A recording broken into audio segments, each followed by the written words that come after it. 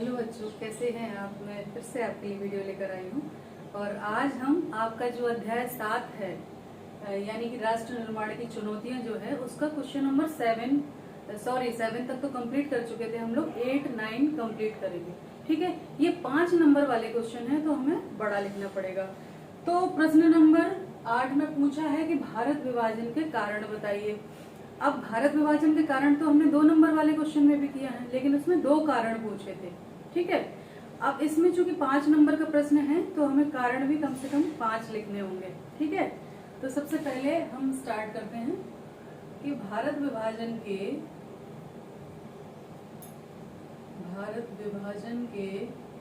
बहुत सारे कारण थे, पर भारत विभाजन के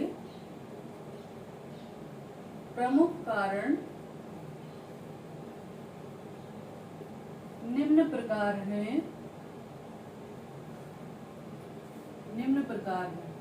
ठीक है, अब जैसा कि हमने उसमें लिखा था निम्न प्रकार है। ठीक है, जैसा कि हमने उसमें लिखा था पहले नंबर 1 अंग्रेजों की फूट डालो शासन करो की नीति। अंग्रेजों की फूट नीति।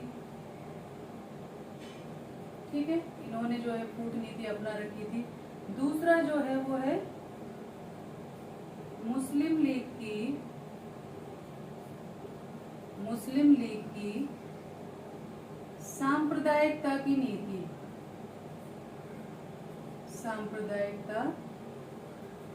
नीति। ठीक है, उसके अलावा और क्या था? उसके अलावा था जिन्ना की हठधर्मिता।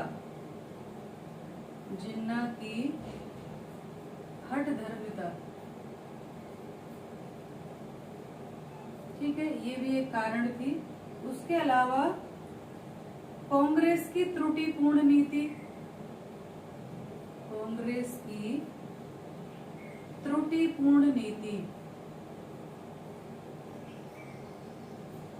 ठीक है, एक कारण थी। 5वां जो कारण हम लिख सकते हैं, कारण तो बहुत सारे हैं, लेकिन 5वां जो कारण हम प्रमुख लिख रहे हैं यहाँ पर, तो वो था अंतरिम सरकार की असफलता।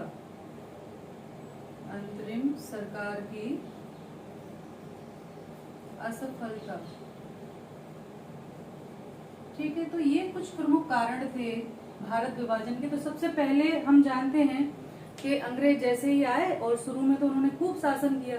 जब उनके शोषण के विरुद्ध सारे जो भारतीय एकजुट हो गए और स्वतंत्रता आंदोलन में उन्होंने देखा कि ये तो कंधे से कंधा, गरीब अमीर किसान व्यापारी सारे एकजुट होकर जो है हमारे खिलाफ खड़े, तो उन्होंने फिर सांप्रदायिकता की नीति अपनाई।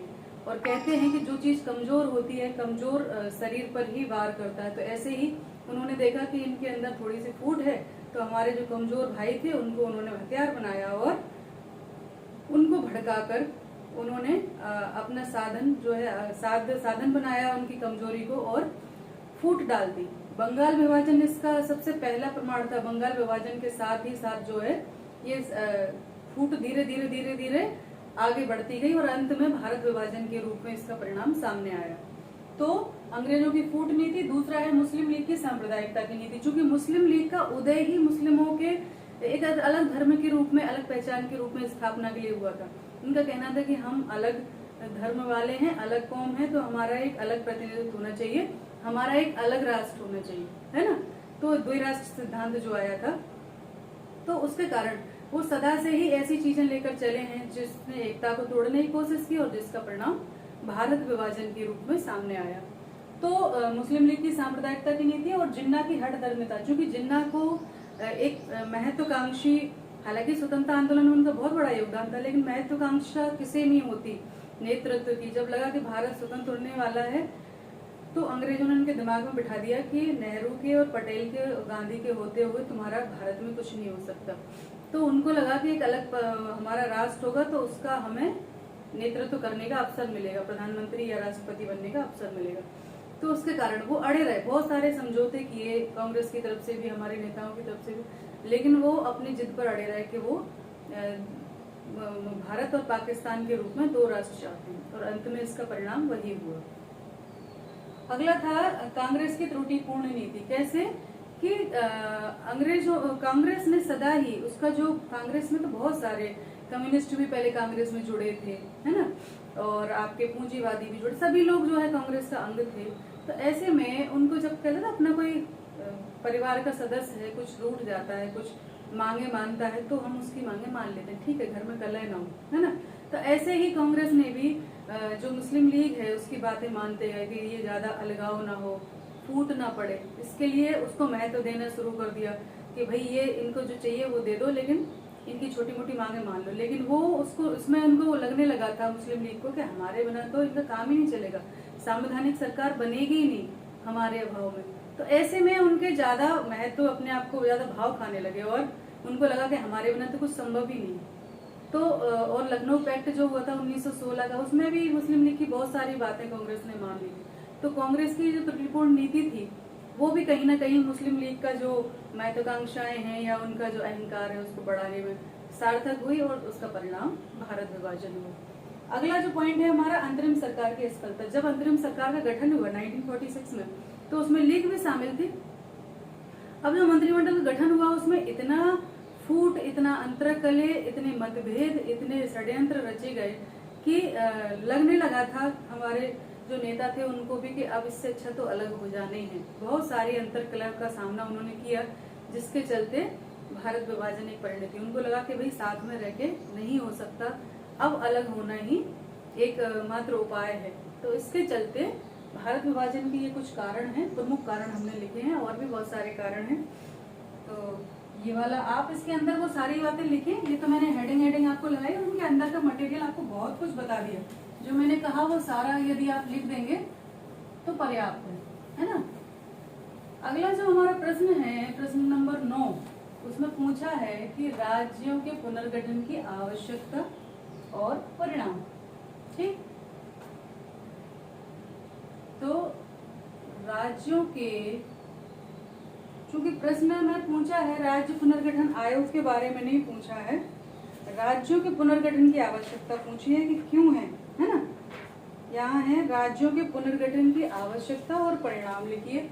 तो हम यहाँ लिखेंगे राज्यों के पुनर्गठन की आवश्यकता। तो क्यों है आवश्यकता, उस पर थोड़ा गौर कर लें। पॉइंट टू पॉइंट लिखती हूँ मैं, जिससे कि याद हो जाए और आपको समझ में आए। सबसे पहले तो भौगोलिक आधार पर, भौगोलिक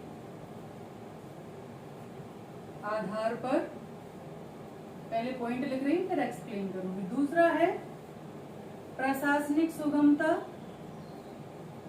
प्रशासनिक सुगमता, ठीक है। उसके अलावा तीसरा जो है वो है भाषाई सुगमता, भाषाई सुगमता, ठीक। और चौथा जो हमारा कारण है वो है, हाँ, भौगोलिक आधार तो हमने लिखी लिया। ये 3 कारण होते हैं मेन जिनके आधार पर राज्यों के पुनर्गठन की मांग की जाती है। भौगोलिक आधार पर यदि ऐसा होता है, जैसे कि अपने मध्य प्रदेश में पहले विदिशा की जो सिरोंज तहसील थी वो पहले राजस्थान में थी, है ना। एक छोटा सा पार्ट पता चला दूसरे स्टेट में है, जो कि उस स्टेट से की राजधानी से बहुत दूर दराज का होता है। तो ऐसे में उस जगह के लोगों को अपने किसी भी काम को करने के लिए बहुत दूर राजधानी जाना पड़ेगा, तो उनको बहुत मुश्किल होती है, जबकि वो मध्य प्रदेश से बिल्कुल लगी हुई थी। तो ऐसे में उसका मध्य प्रदेश में सम्मिलन होना बहुत जरूरी था। तो ये भौगोलिक आधार भी हो जाते हैं कि कोई क्षेत्र किसी राज्य के नजदीक अगर है तो उसको उस राज्य में मिला देना चाहिए, जिससे कि प्रशासनिक रूप से और भौगोलिक रूप से उसके पास रहेगी तो उसका विकास संभव है। तो ये भौगोलिक आधार हो गया कि भौगोलिक आधार पर एक जगह सीमाएं मिलती है, एक पास है, तो उस क्षेत्र को मिलाकर एक राज्य बना दिया जाता है या एक तहसील बना दिया जाता है, ठीक। इसी प्रकार से प्रशासनिक सुगमता, जैसा कि मैंने कहा कि वो जो राजस्थान की सिरोंज तहसील है मध्य प्रदेश की विदिशा की, उसके पहले राजस्थान में थी। राजस्थान का वहां से प्रशासनिक जो हेडक्वार्टर है वो काफी दूर, तो उनको काम के लिए, सारे काम के लिए इतनी दूर जाना पड़ता। तो ऐसे में जब वो मध्य प्रदेश की विदिशा में मिल गया तो उनका जिला बिल्कुल नजदीक हो गया। तो ऐसे में उनको किसी भी कामकाज के लिए, सरकारी कामकाज के लिए दूर दराज नहीं भागना पड़ेगा, अनावश्यक पैसा खर्च नहीं होगा, अनावश्यक समय का खर्च नहीं होगा, है ना। आसानी से वो अपने काम कर सकते हैं। तो प्रशासनिक सुगमता के लिए भी, यानी हमें सारे कामों की दूर भाग दौड़ के लिए दूर दराज नहीं जाना, ठीक। तो उसके लिए दूसरा भाषाई सुगमता। सबसे पहले भाषाई आधार पर आंध्र प्रदेश की स्थापना हुई थी पहली बार।